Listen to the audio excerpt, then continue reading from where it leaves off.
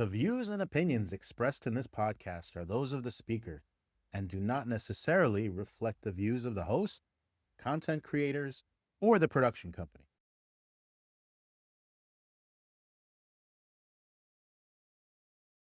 Welcome to the Foundations of Freedom with Jerome Huyler. A strong, vigorous economy runs on a division of labor. While some produce the goods, others provide the services we, the people, need and want. But behind everything we do, our work, our businesses, our daily lives, are the political decisions our leaders make in our name.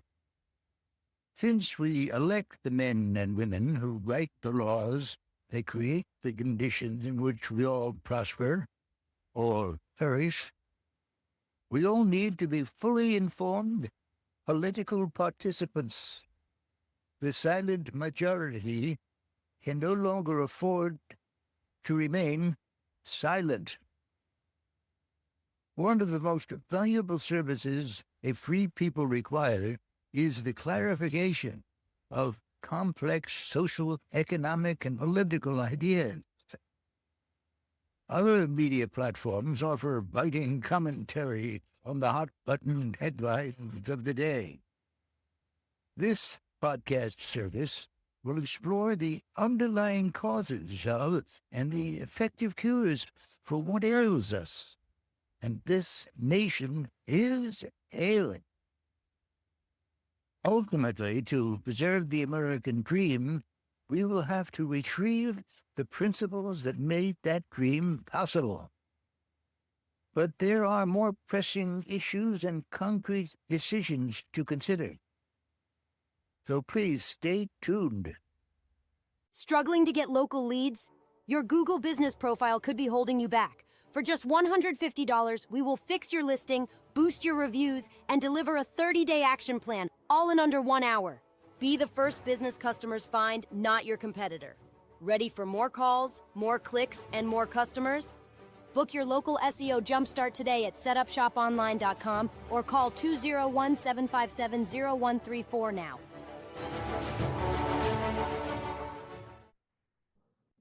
Welcome to the Foundations of Freedom with Jerome Huyler, episode number 14, called The Tragedy of Our History, Capitalism's Flaw, the Ordinary Business Cycle.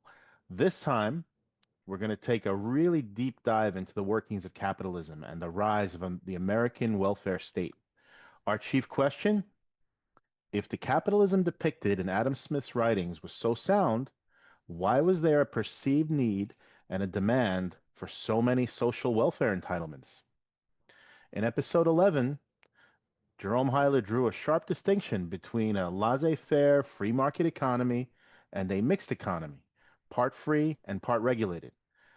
Wherever government impedes business activity by imposing burdensome regulations or promotes economic growth by subsidizing favored businesses and industries, a truly free market no longer prevails.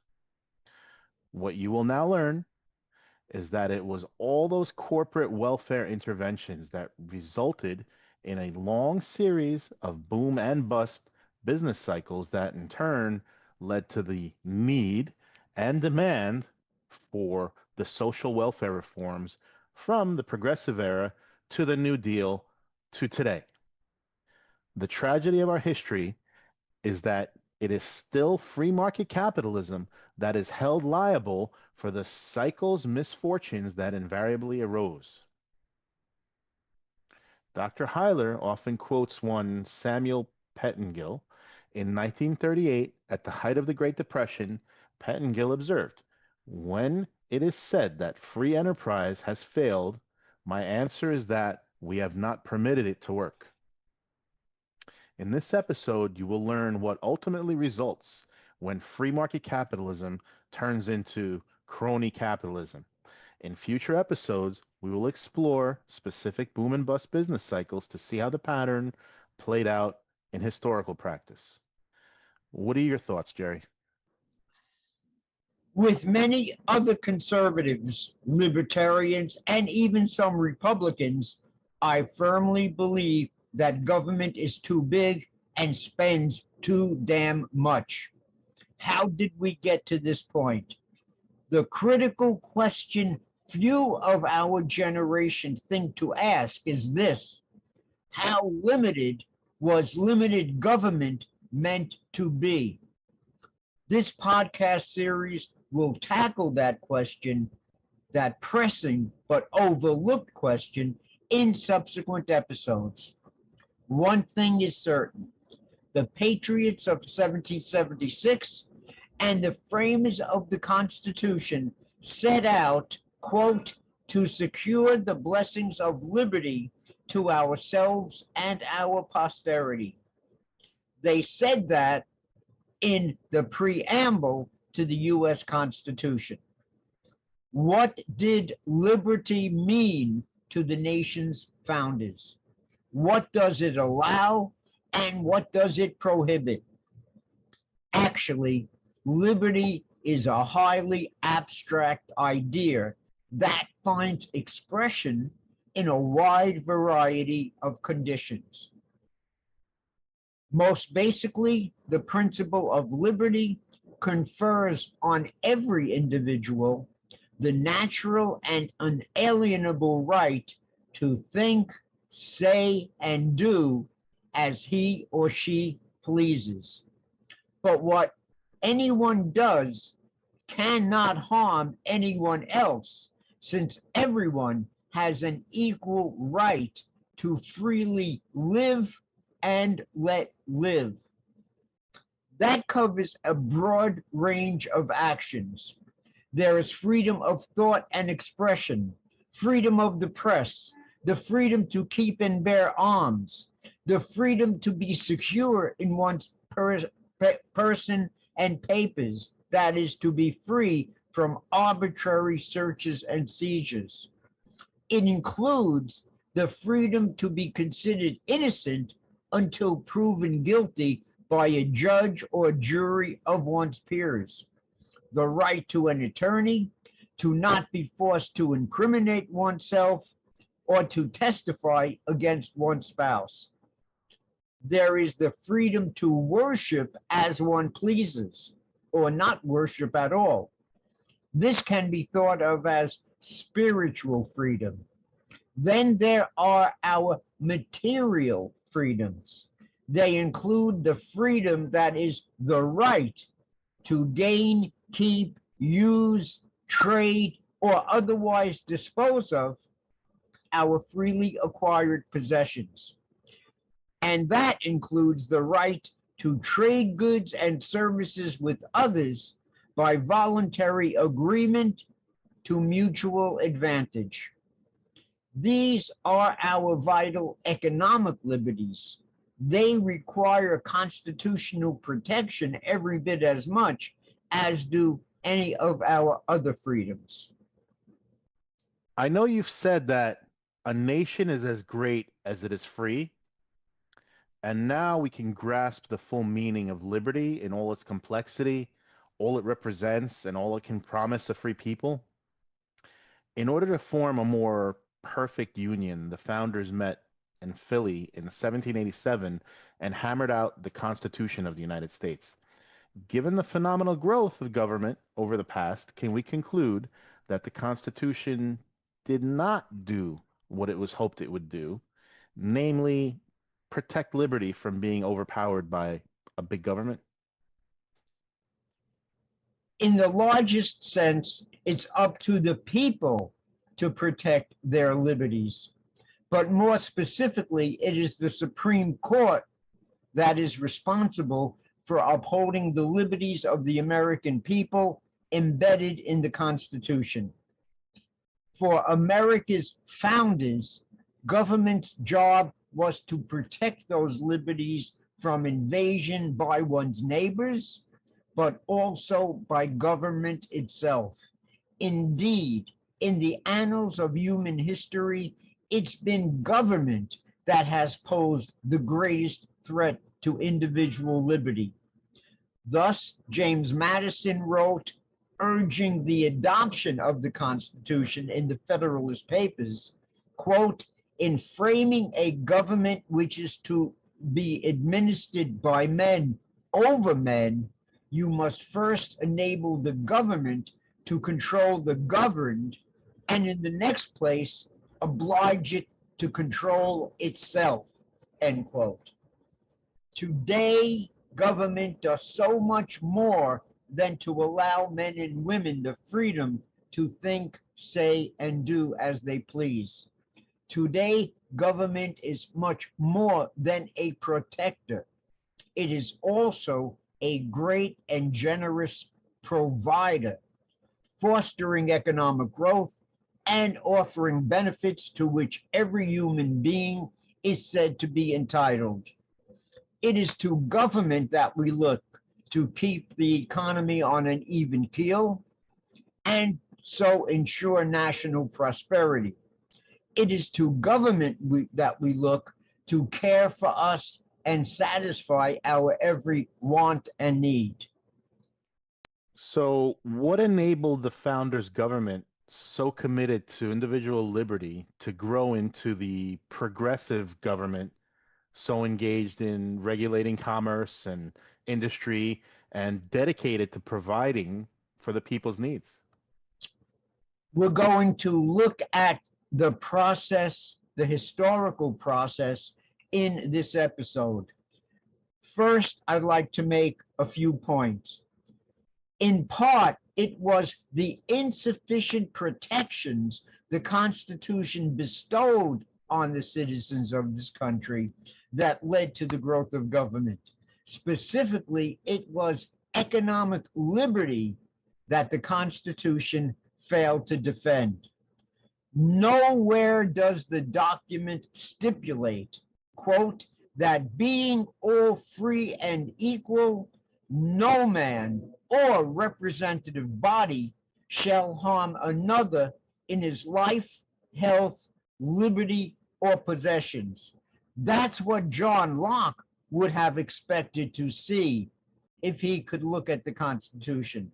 That would have stopped government, stripped government of its role as being a grand benefactor.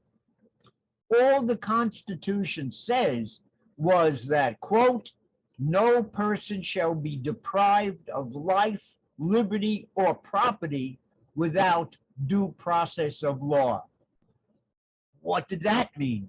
What does due process require? Basically, two interpretations eventually were formed.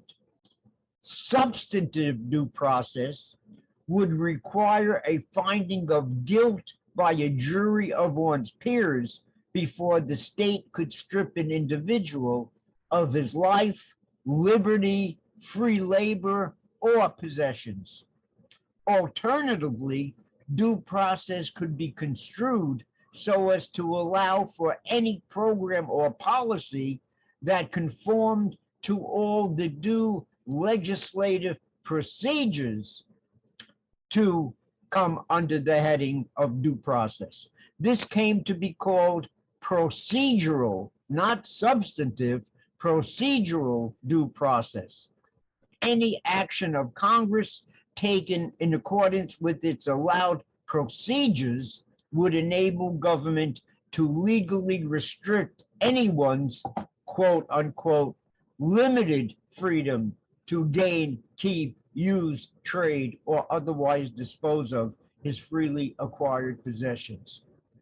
As for the Supreme Court, a large number of justices championed judicial restraint. That meant leaving it for the people's elected representatives to decide how much power Congress could yield and how much liberty Congress had to preserve. Okay, that's an important distinction.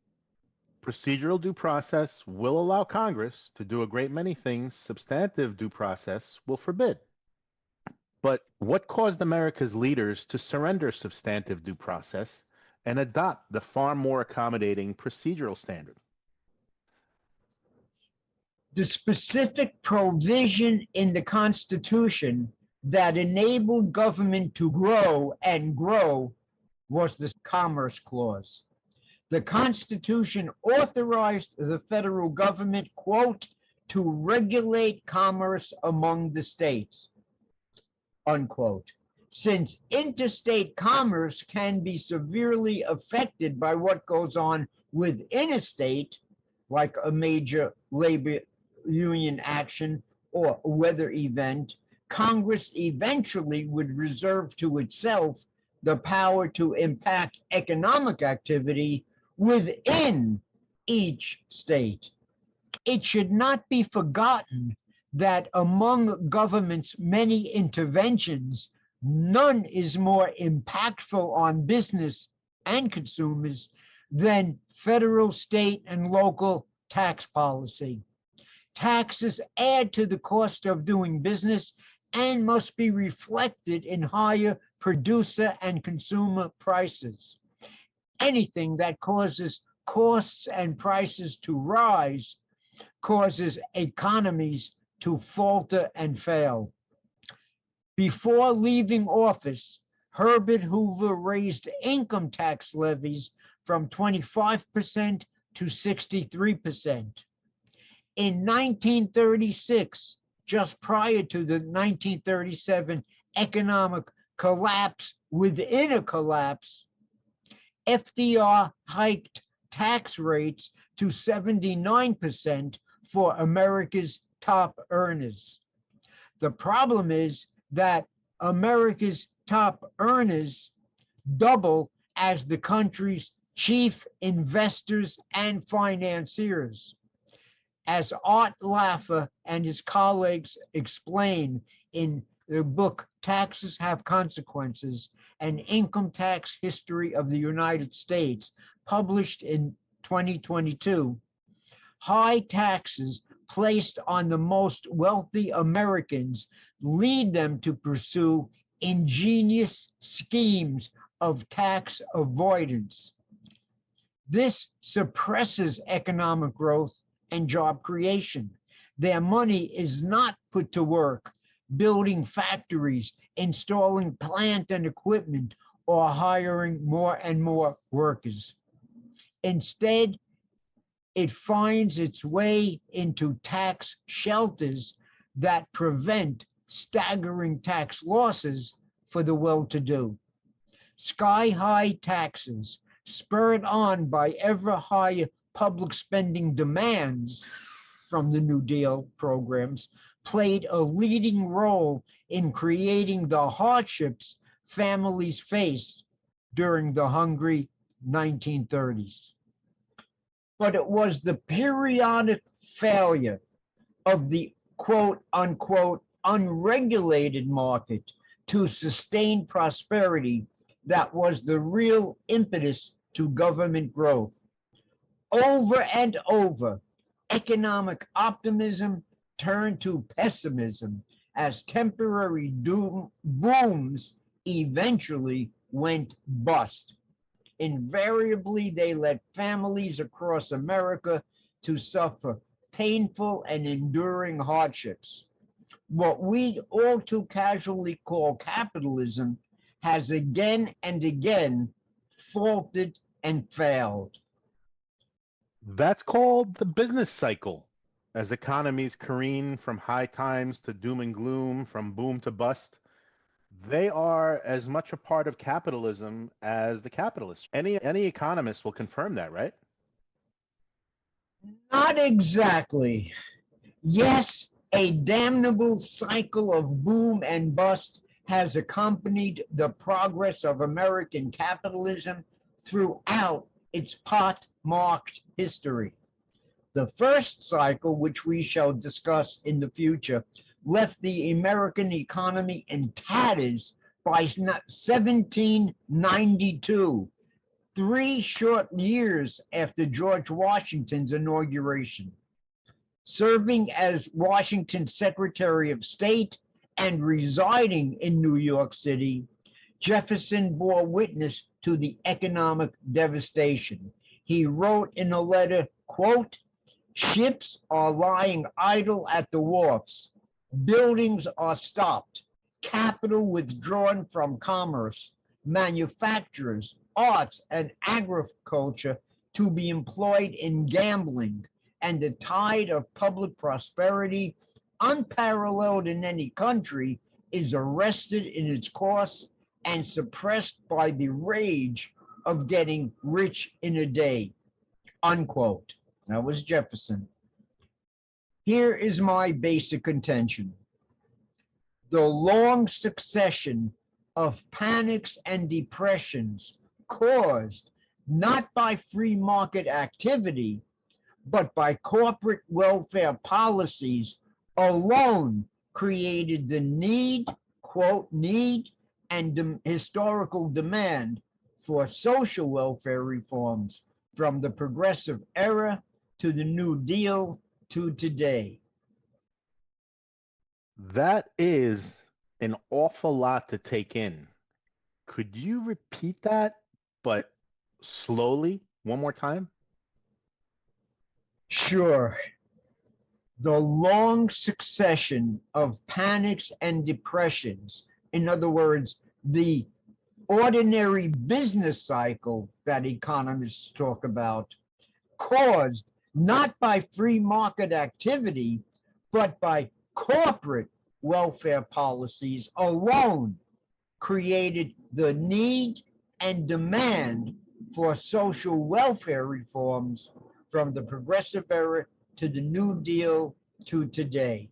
Now, that has to be explained, and right now I will start the explanation. It was those recurring business cycles that eventually ushered in the age of social welfare. That is especially true for the period from 1932 forward, the years of extreme hardship known as the Depression, as the Great Depression. We need to examine more carefully the nature and roots of these damnable business cycles. What is their cause? Can they be prevented? And if so, how can that be accomplished? You are suggesting that if there never was corporate welfare, there would have been no need or demand for social welfare. How can you support and confirm that thesis? The deepest point is that free enterprise morphed into something very different very early in the Republic's history. In the beginning, Americans were mainly farmers. Roughly 80% of the country's population made their living through agriculture.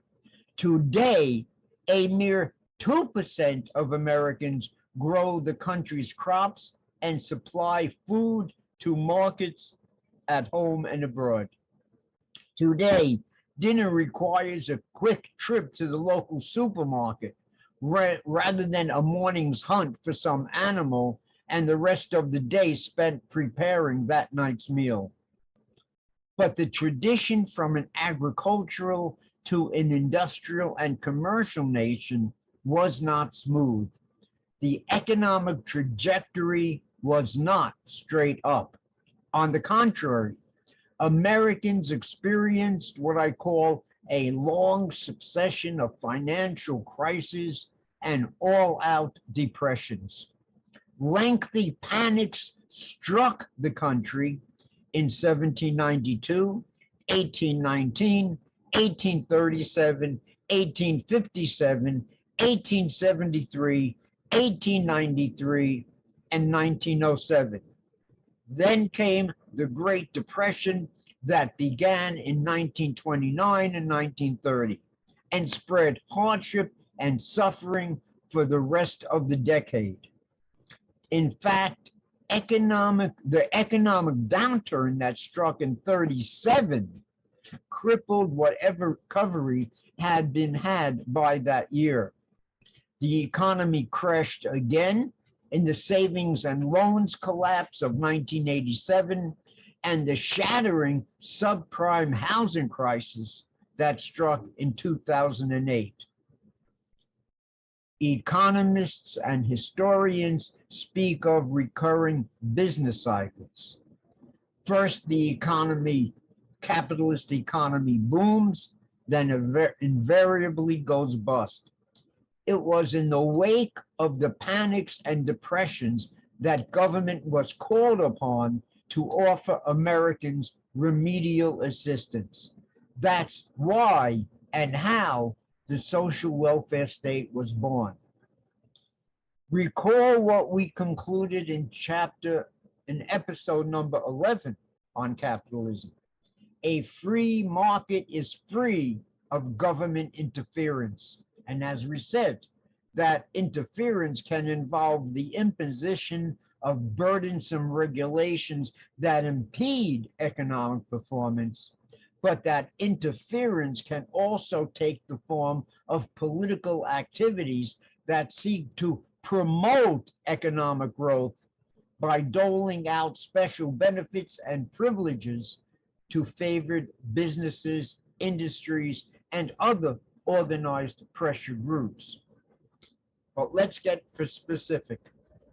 A free economy is free of politically mandated minimum wage or maximum hour laws.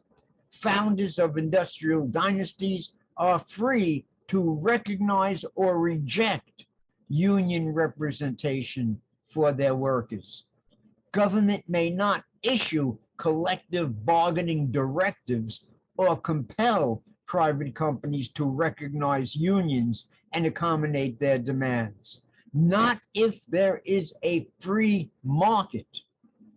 Above all, every individual is left free to gain, keep, use, trade, or otherwise dispose of his or her freely acquired possessions. Government is not authorized to redistribute income or wealth, neither from the haves to the have-nots, nor from the middle classes to the haves. Here's the basic principle. As no man has a right to take away or give away what belongs to another, so no number of men may combine and hand such a power to their political representatives. Let me repeat.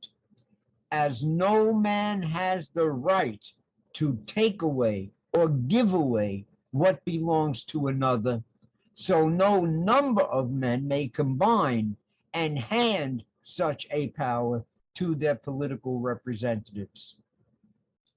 As we concluded in episode number 11, from the country's earliest days, government did not leave the private sector free to do what it will. Federal and state governments have actively redistributed wealth and picked winners and losers for the whole of our history. The first policies came in the form of corporate welfare. Government sought to bind the nation and promote economic growth by showering favored businesses and industries with a variety of emoluments, that is, material assistance.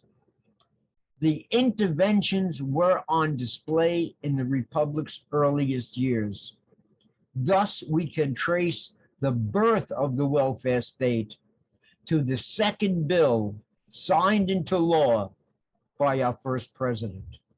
The Tariff Act of 1789 established tariffs on foreign imports and so reduced international competition. Succeeding tariff acts would raise tariff levels ever higher. The Smoot-Hawley tariff of 1930 set most tariff levels at between 50 and 60%. International trade was halted at that point. Domestic manufacturers benefited. Southern planters, Western farmers, consumers generally then had to pay artificially higher prices, and the country's export industries no longer enjoyed a brisk foreign demand for their surplus wares.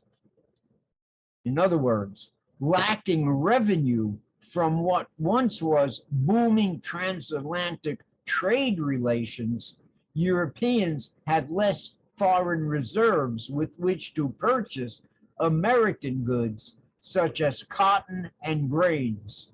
No longer would cotton be king. Now, the Constitution authorizes Congress to erect tariff barriers in order to pay the expense of government and retire the debt left by the late revolution. But the nation's first tariff act was also designed, quote, for the protection and encouragement of domestic manufacturers. That the Constitution did not authorize. In time, tariffs would be raised to higher and higher levels to the unfair advantage of more and more American families and farmers. But there was so much more government could do to bind the nation together and spur economic progress. Once the nation decided that some of its citizens had a right not to go out and get, but to lobby Congress and be given, it faced two daunting questions. Who else should be given, and how much should everyone get? There was only one practical answer: politics, lobbying, lobbyists. Protective tariffs were the first benefit government could bestow on pet businesses. There would be many other. Very early on, national administrations began awarding public funds and titles of land to private companies to construct turnpike roads, labor-intensive canals, and after a while, local rail lines and transcontinental railroads. None of this was consistent with a laissez-faire free market arrangement. So you believe the question overlooked by the economic profession to this day is this: were the long succession of business cycles produced by free market activities, or did they result from both negative and positive interventions successive administrations enacted over the course of our American history? It makes a difference. What a more careful examination reveals is simply this, and I repeat: the long succession of panics and depressions, these business cycles, caused not by free market activity, but by corporate welfare policies and the taxes those policies made necessary, alone created the need and demand for social welfare reforms from the Progressive era to the New Deal to today. We shall take a deep dive into the birth of the American business cycle in a future episode. For now, we shall draw the connection between America's hard times and the increasing passage of social welfare reforms. We shall look especially, in particular, to Franklin Roosevelt's New Deal to unpack the connection between a devastated economy and the rise of the social welfare state. By March 4th, 1932, the day FDR took the oath of office, the nation was mired in despair, hopelessness, and especially joblessness. Roughly 1/4 of the working age men in the country were unemployed.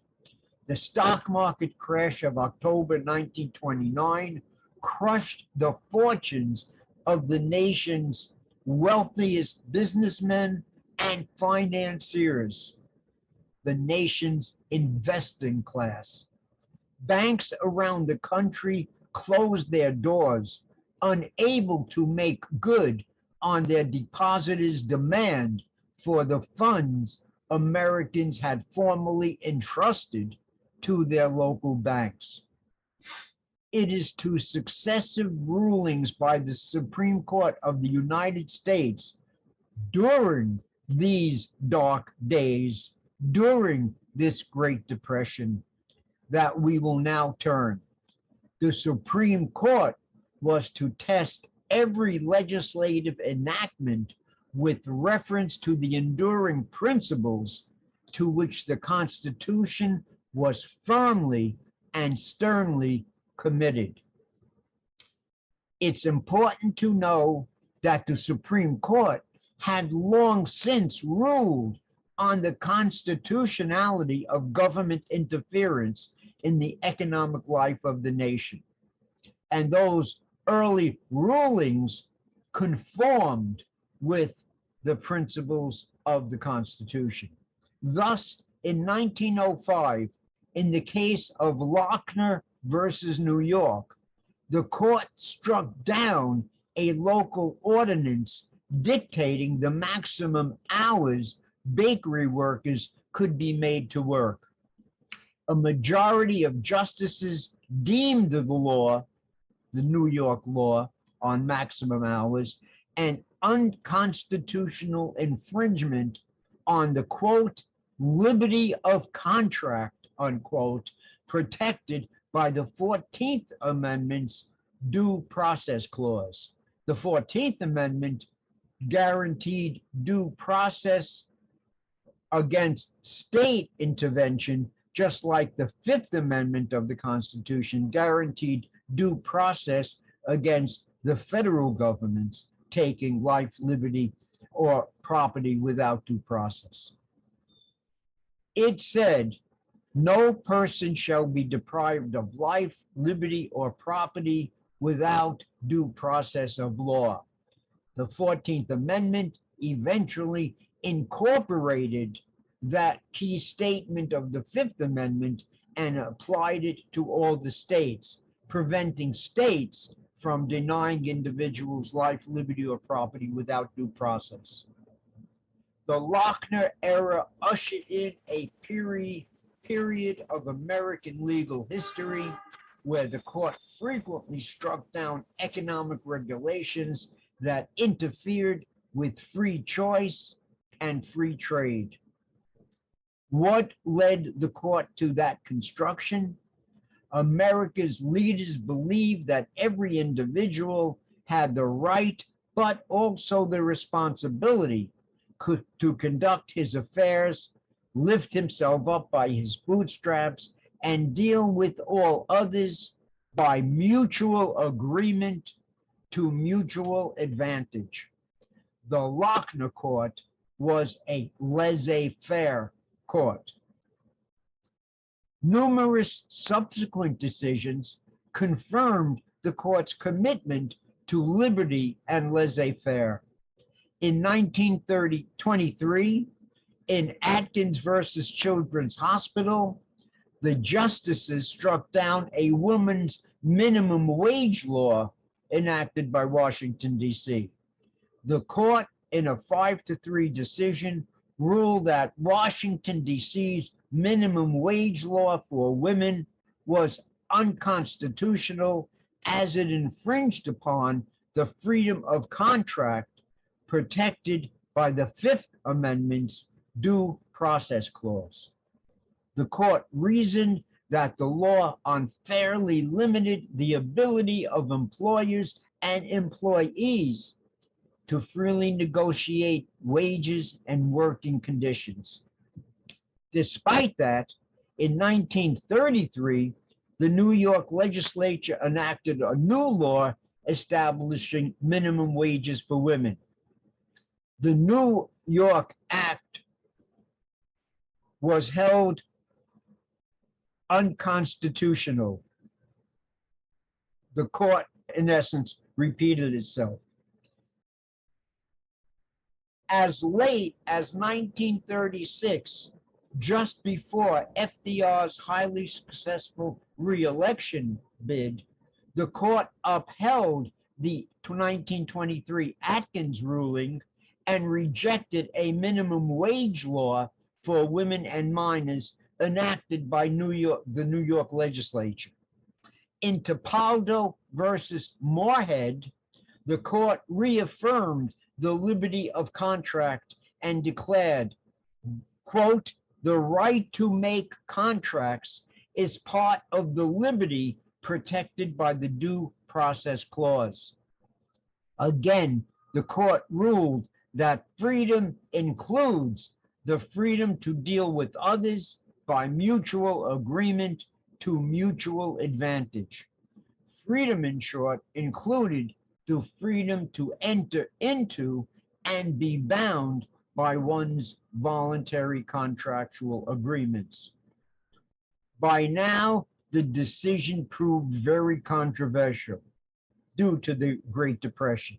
Critics complained that it prioritized employers' freedom over workers' well-being, particularly during the hard times that now afflicted the population. This, said FDR, reduces America to the horse and buggy era of government. It was anything but progressive.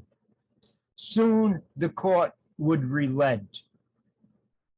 You're saying the rule established in the Lochner case had to be overturned.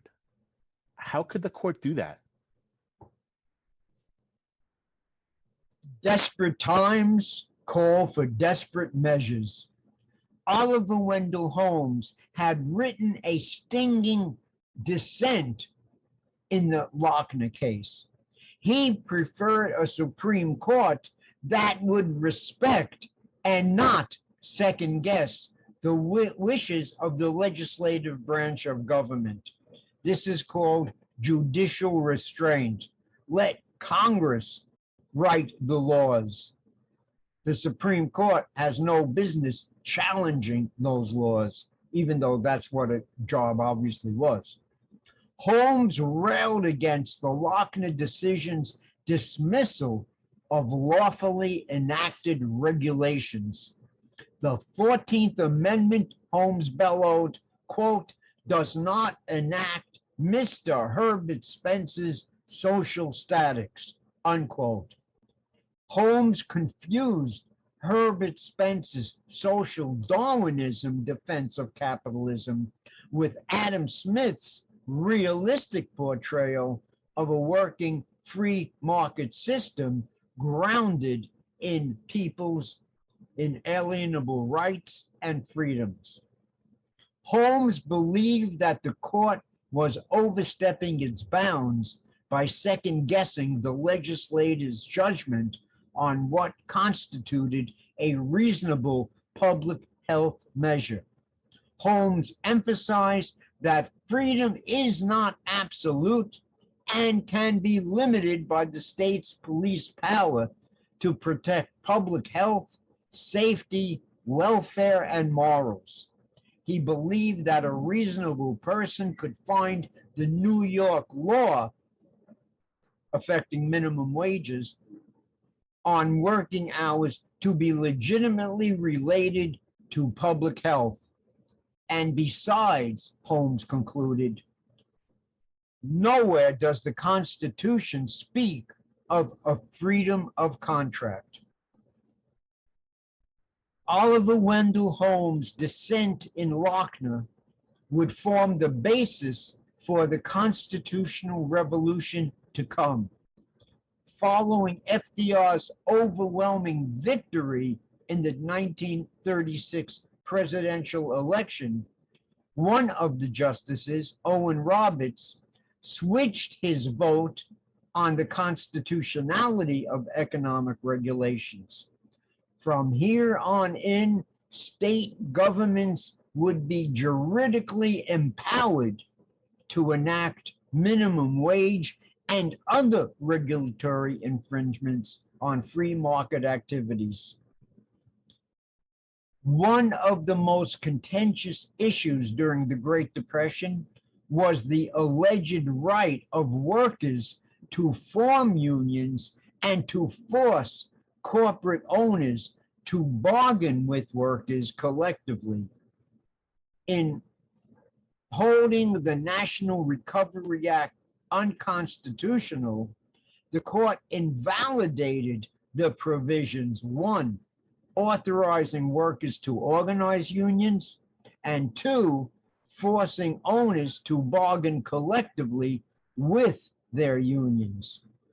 Nonetheless, Congress applied the same labor provisions to the coal industry in the Bituminous Coal Conservation Act. That industry had been racked for years by worker management contentions. There was a Great Depression on, after all, and companies throughout the economy had to cut costs, reduce wages, and lay off workers. The Supreme Court struck those pro-labor provisions down in a coal mining case they decided in May 1936. The majority of justice concluded that, quote, the evils are local evils of which the Congress has no legislative control under the Commerce Clause. In other words, the coal battle between miners and owners did not affect interstate commerce. It was a local situation, local contentions that the legislative could not affect through the Commerce Clause, which only, according to the court, dealt with issues that transcended state borders.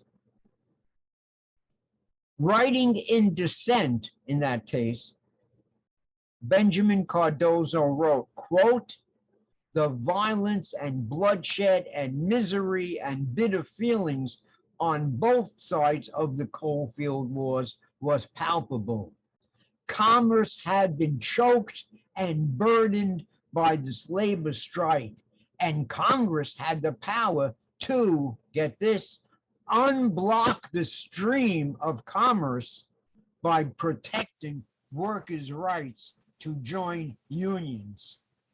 All of a sudden, management lost its rights to prevent union organization.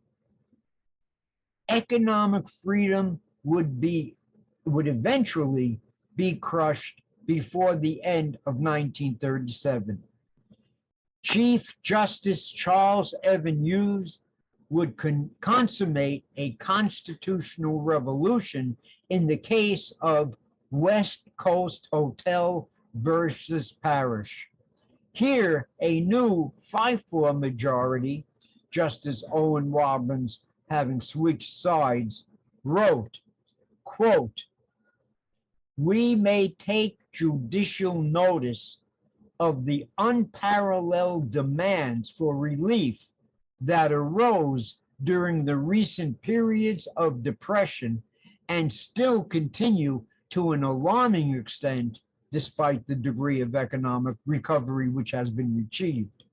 The suffering of workers was common knowledge through the length and breadth of the land. The exploitation of a class of workers provided a compelling reason to protect them from unconscionable employers like the West Coast Hotel Company. In other words, here the Supreme Court takes notice of the awful conditions of the economy and uses those hard-pressed conditions to effect a revolution in constitutional interpretation, giving Congress the power to set and giving states the power to set minimum wage laws, maximum hour laws, and other interventions in political interventions in the economy. Now, Echoing the earlier words of Oliver Wendell Holmes in his dissent in the Lochner case, Chief Justice Hughes wondered, what is this freedom? The Constitution does not speak of freedom of contract. It speaks of liberty and prohibits the deprivation of liberty without due process of law. The liberty safeguarded, get this, is liberty in a social organization which requires the protection of law against the evils which menace the health, safety, morals, and welfare of the people, unquote. Regulation which is reasonable in relation to the subject and is adopted in the interest of the community is due process. The laissez-faire court just lost its final battle. This signaled the end of substantive due process and the augmentation of procedural due process. From here on in, as long as ordinary legislative procedures were followed, Congress could interfere with market processes to its heart's content. Other political interventions in the country's economic affairs followed. The National Labor Relations Act, Congress passed, made it an unfair labor practice for employers to interfere in any way with union organizing or to refuse to bargain in good faith with union representatives. The Jones and Laughlin Steel Company had fired 20 workers for their union organizing activity. The National Labor Relations Board ordered the employer to rehire the laid off workers. The Supreme Court ruled in the case of Labor Board versus Jones and Laughlin Steel that workers possessed the right to organize unions and force corporate boards to bargain with union representatives for higher pay and improved working conditions. That seems to be okay. The Constitution allows for the regulation of commerce among the states. So, what limit does that place on the federal government? How much power would this provision in time bestow? At first, the court's construction limited this power to actions that cross state boundaries, as I said earlier. No state could impede commercial activity authorized by another state or impose a tariff on other states' exports to that state. The court's decision in the Jones and Laughlin case added labor relations to the stream of commerce. If the free flow of commerce was being blocked by a labor management dispute in a local market, the Commerce Clause, according to the new legislation, obviously authorizes Congress to unclog the stream of national commerce. Thus was the power of the national government immeasurably expanded, so that the government can enter a state, interfere with economic relations in that state in the name of unclogging the stream of commerce across the nation. Dissenting in the Jones-Laughlin case, James McReynolds stormed, quote, "The right to contract is fundamental and includes the privilege of selecting those with whom one is willing to assume contractual relations." The voice of laissez-faire was not yet driven from these shores, but it was no longer in the driver's seat. The Patriots America would grow into the far more interventionist Progressives America. What would the future hold? The 1930s found millions of Americans whose economic security was threatened by the loss of jobs and the prospect of poverty following retirement. Congress took cognizance of those eventualities in the Social Security Act of 1935. True to New Deal form, the court approved the provisions for making unemployment benefits and insurance payments widely available. In the case of Stewart Machine Company versus Davis, the court recognized the power of the federal government to enact its unemployment insurance plan. Writing for the slim 5-4 majority, Benjamin Cardozo spoke of the 10 million workers who had lost their jobs in the Depression. Quote, the problem had become national in area and dimensions, he wrote. There was a need to help from the nation if people were not to starve. Again, the point, it was due to the business cycle, the bust that was the Great Depression, the economic bust that was the Great Depression, that inspired the Supreme Court to adopt all these liberty infringing regulations on the nation's economic affairs. In like manner, the justices upheld the old age benefit program of the Social Security Act. In a case called Helvering versus Davis, the court concluded that, quote, the hope behind the statute is to save men and women from the rigors of the poorhouse, as well as from the haunting fear that such a lot awaits them when their journey's end is near. Only a power that is national can serve the interests of all. The people would have no need for government to care for them had there not been the terrible boom and bust business cycle that struck by 1930. The public failed to consider what produced the fabulous boom of the 20s and why it all went bust by the start of the next decade. That is the tragedy of our history. That is the terrible ignorance of history that now must be corrected. As I've been saying from the beginning of this episode,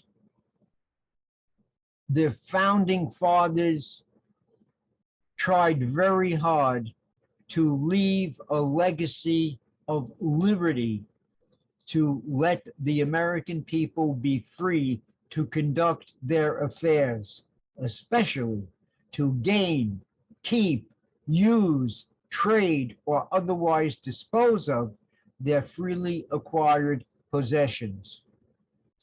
Because of the business cycles that struck the country, that full measure of liberty was undercut and eventually replaced by government policies that intervened in the economic relations of the people and so undercut, destroyed the free market laissez-faire arrangement that Adam Smith had recommended and that America's founding fathers had agreed to. This is the terrible process by which a full measure of economic liberty came to an end in this country. Again, had there not been a stock market crash, a Smoot-Hawley tariff, tax increases by Herbert Hoover and by FDR, again in 1936, that raised taxes to 79%, raised the corporate income tax to 79%, that he did, that led to a recession within the Great Depression in 1937. Had those interventions and tax hikes and tariff policies not harmed the economy terribly, there would have been no need for the Supreme Court to reverse itself, to second guess and question its own commitment to freedom and laissez-faire that happened during the Great Depression. So let me ask you a question, Jerry. Then I'm gonna guess that you're probably not a big fan of the current administration's tariff policy. And I know this has been a long episode, so let's go ahead and answer that, but let's keep it short and maybe we can do a future podcast episode about this idea. Okay, Vlad, very fair question. And I'm afraid the answer is not simple, but it's pretty complicated. What Trump wants to do is he is a free trader. He is on the side of laissez-faire. He is imposing tariffs on our trading partners in an effort to get them to lower or eliminate their tariffs on American business so that we could create more jobs and more businesses in this country that have a healthier ratio of exports to other countries. So his essential motivation is well taken. I still don't accept his tariff proposal because tariffs can, although they have not done that so far as of the first week of September, they have not added appreciably to the prices Americans are paying for imported goods because the countries that export these goods to the United States and the companies, the wholesalers, the retailers that set prices have absorbed the impact of the tariffs so that to the extent possible, domestic companies have not had to raise prices on the American consumer. But tariffs were put off several times. Now that most tariffs are coming on, that may change. The prices may have to be passed on to consumers. When those tariffs are passed on to consumers and consumers have to pay higher prices for the items they want and need, they necessarily have less purchasing power, less disposable income to purchase other items they would have liked to have, but can no longer afford because of the pass along of tariff on consumer prices. So that is a bad thing. Also, tariffs will help the domestic companies at the expense of consumers. And if other trading partners don't lower their tariffs and face Trump's tariffs, they will not have the foreign reserves to purchase American exports. In other words, they have to sell their goods in this market in order to raise the capital to purchase the things that American companies want to sell. So if you get all that, the situation is really complicated. We don't know how it will all play out. Currently, Donald Trump is very pleased with all the revenue he is taking in that can go to reduce the annual deficit. More revenue coming into the treasury could reduce the deficit. could eventually reduce the colossal $37 trillion public debt the nation is carrying. That could be a good effect. So essentially, I wish the whole world would understand the principle of comparative advantage that the economist David Ricardo elucidated early in the 19th century. But as it stands, every country wants to protect its own industries, and therefore American exporters are not able to sell goods to foreign countries unless the trade deals go through and other countries reduce or eliminate, as some already have, their tariffs on American goods. I hope that helps. I don't know if it will.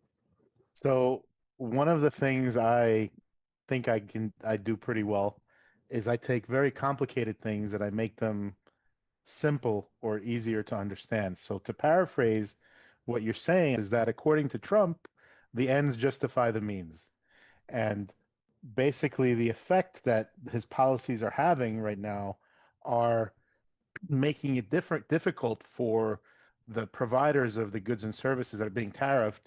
And at the moment, we're being insulated from that increase, but that's going to come to an end.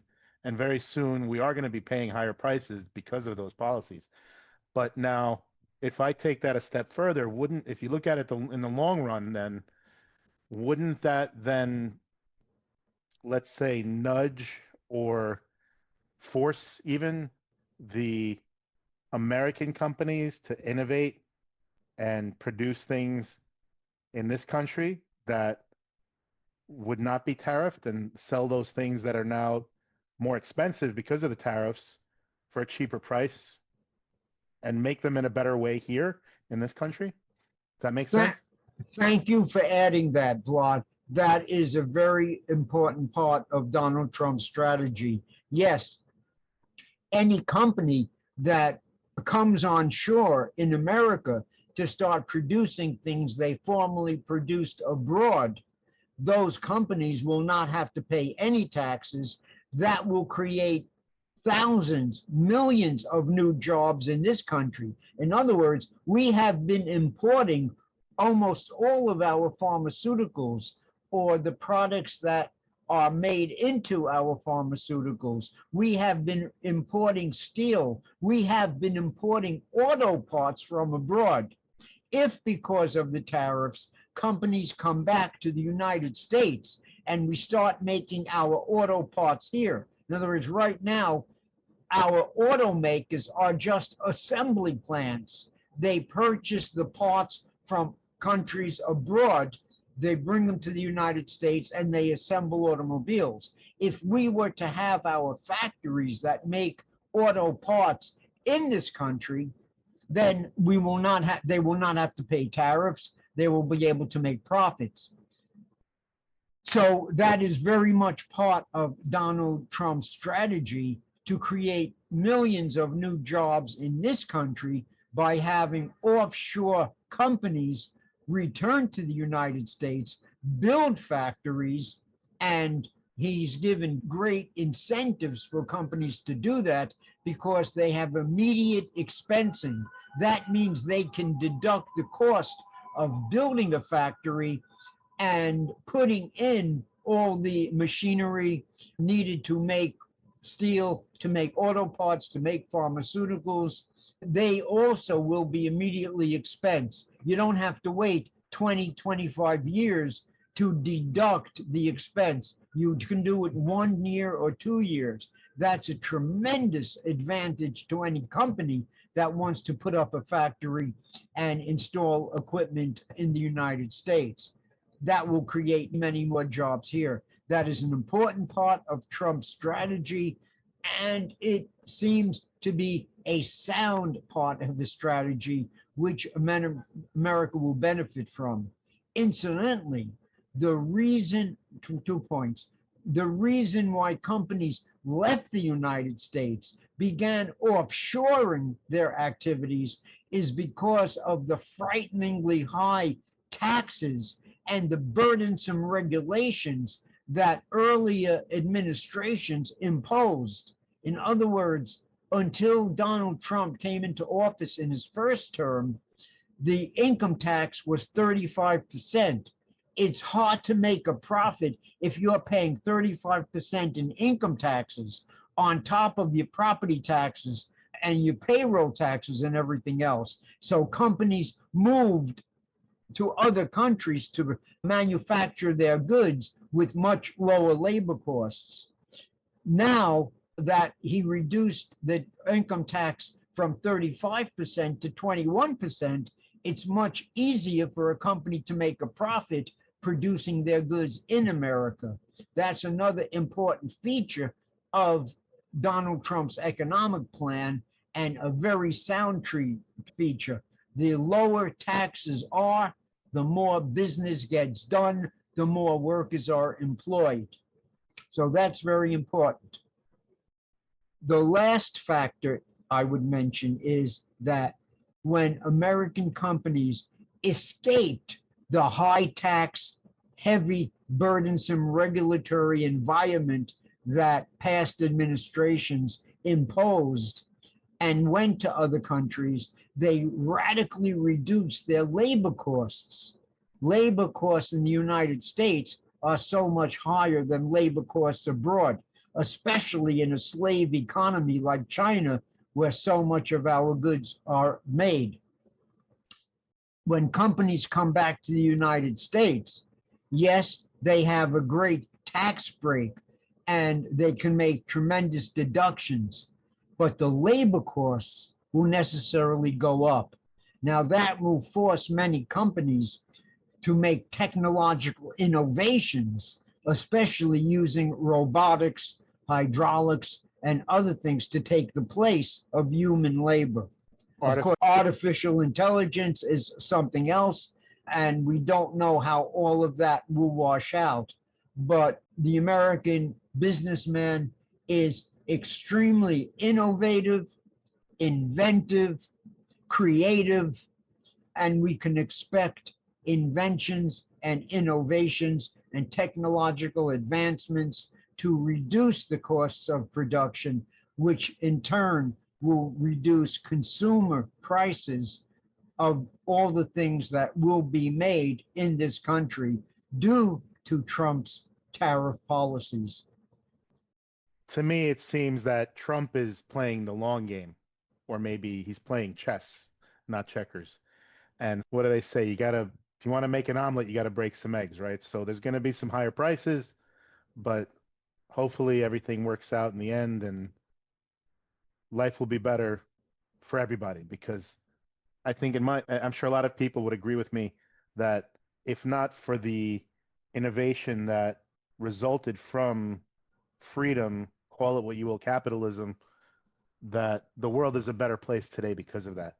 And if people are allowed to remain free and innovate and make their lives better, then everyone will benefit from that in the long run, not just the people not just the innovation. not just the millionaires and billionaires. Right. All right, Jerry. This is a long podcast this time. Let's say goodbye to everybody, and we'll take it out as usual. Okay, to all our viewers, thank you very much for hanging in there, and I do recommend that you review this episode. There was a wealth of information presented to you through this episode. It's a lot to take in, and it's very important to understand the causal relationship between hardship, depression, and government intervention. Government intervention is never a good thing and always leads to complex, increased interventions that only make things worse and gives government the precedent to go on and create other interventions, like a fair housing policy that guarantees a home to every American family, like minimum wage laws that force employers to exact to pay $30 an hour, like they're doing in California, of minimum wage, and making 100 other regulations that interfere with free trade and laissez-faire economy and makes things worse. And the worse things get, the more aggressive the progressives want to be to correct the problems their early policies created. So this was a very important episode, and I urge viewers to read it once over, twice over, to absorb everything, and let that be the basis of your votes this November and in all the elections to come. Thank you very much, everyone. Goodbye until next time. Thank you for staying with us through this deep exploration of America's economic journey. But as I always say, don't let this be where it ends. Let it be where understanding and action begin. If today's episode challenged what you thought you knew, share it. Start the conversation on your social media and invite others to reconsider the real roots of our boom and bust cycles, flaws of capitalism that, as we've seen, arose from government interventions, not the free market itself. When you see popular claims that blame capitalism for economic hardship, speak up. Help others recognize the true historical causes and the dangers of ignoring them. Stay vigilant. Watch the policies being proposed in your community and on Capitol Hill. When you spot ideas that gloss over history's tragedies or fuel new interventions without learning from the past, make your voice heard. Reach out to your local, state, and federal representatives. Let them know you stand for policies grounded in fact and historical experience, not myth or ideology. For those who want to dive deeper, get Dr. Jerome Huyler's books on Amazon. If you're seeking the constitutional principles, economic truths, and moral foundations that built America and could yet restore it, these are essential reading. And don't forget to subscribe to Dr. Jerome Huyler's YouTube channel to catch every episode of the Foundations of Freedom podcast and more thought-provoking content. Let's keep this vital conversation alive, because when common sense fades, freedom soon follows. Remember, understanding our real history is not just about knowledge. It is the first step toward reclaiming the liberty that made America great and guarding it for all generations to come.